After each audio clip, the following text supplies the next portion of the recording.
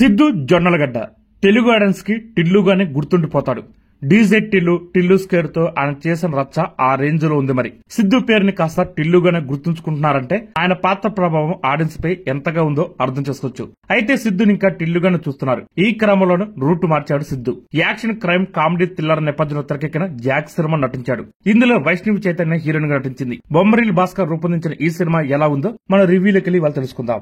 ఈ సినిమా ఎలా ఉందంటే, ఈ జాక్ సినిమా లైన్ ఏంటని ప్రమోషన్స్ లో డైరెక్టర్ గారిని అడిగినప్పుడు రాయి, శిల, శిల్పం అంటూ కొన్ని ఆసక్తికరమైన విషయాలు చెప్పారు. అయితే ఈ సినిమా చూసిన తర్వాత ఆయన చెప్పిన స్టేట్మెంట్ లాగే కన్ఫ్యూజన్ ఎక్కువగా కనిపించింది. బొమ్మరిల్ భాస్కర్ గారు చెప్పాలనుకున్నది ఒక రాయి శిల్పంగా మారొచ్చు, కానీ శిల్పం రాయిలా మారలేదు కదా అని వినడానికి మీకు కాస్త కన్ఫ్యూజన్ గా ఉంది కదా.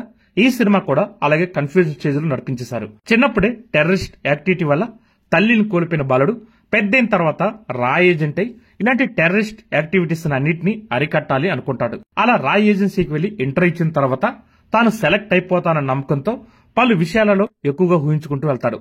అలా అనుకోకుండా ఒక మిషన్ తనకు తానే ప్రారంభించి అసలైన రా ఏజెంట్ చేసే మిషన్ లో వెలిపెడతాడు. ఆ తర్వాత ఎదురయ్యే అంశాలని దర్శకుడు తెలివిగా రాసుకున్నాడు, కానీ ఎగ్జిక్యూషన్ లో ఎఫెక్ట్ పడిందని చెప్పాలి. నిజానికి దర్శకుడు బొమ్మరిల్ భాస్కర్ ఈ సినిమాలో అనేక కమర్షియల్ అంశాలు చొప్పించే ప్రయత్నం చేశాడు. అయితే ఎన్నో అంశాలు చొప్పించడం వల్ల కొంచెం కన్ఫ్యూజ్ అయ్యే పరిస్థితి ఏర్పడింది.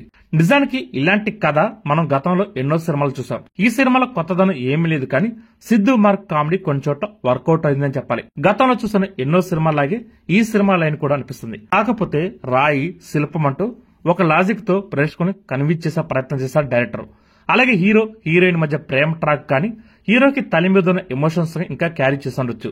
అలాగే దర్శకుడు రాసుకున్న స్ప్రై డ్రామాతో పాటు టెర్రరిస్ట్ విలన్ యాంగిల్ కూడా రొటీన్ గా అనిపించిన సిద్ధు క్యారెక్టర్ ఆ లాజిక్స్ ని పక్కన పెట్టేలా రాసుకున్నారు. ఇక నటీనటుల విషయానికి వస్తే సిద్ధు జొన్నలగడ్డ ఎప్పట్లాగే తనకు బాగా అలవాటైన పాత్రను నటించే ప్రయత్నం చేశాడు. అయితే మనోడి నటనలో ఎక్కువగా టిల్లు ఛాయలు కనబడడం గమనార్హం. అలాగే వైష్ణవి చైతన్య నటన కంటే ఎక్కువగా అందాలు ప్రదర్శించడంలో ఆసక్తి చూపించింది. అలాగే ప్రకాష్ రాజ్ ఎప్పట్లాగే ఆకట్టుకున్నాడు. సుబ్బరాజు, నరేష్, రవి ప్రకాష్ వంటి వారు తమ పాత్ర పరిధి మేరకు నటించారు. ఇంకా టెక్నికల్ టీం విషయానికి వస్తే బొమ్మరిల్ భాస్కర్ రాసుకున్న కథ కొత్తగా లేకపోయినా కథనంతో నడిపించాలనుకున్నాడు. సిద్ధు మార్క్ కామెడీ వర్కౌట్ కావడం ప్లస్ పాయింట్స్. అలాగే సంగీత దర్శకులు ముగ్గురున్నా సరే ఈ సినిమాలో సాంగ్స్ గానీ బ్యాక్గ్రౌండ్ స్కోర్ గానీ పెద్దగా ఆకట్టుకోలేదని చెప్పాలి. ఫైనల్ గా ఈ సినిమా ఎలాగుందంటే ఒక యావరేజ్ సినిమా ఈ సినిమా.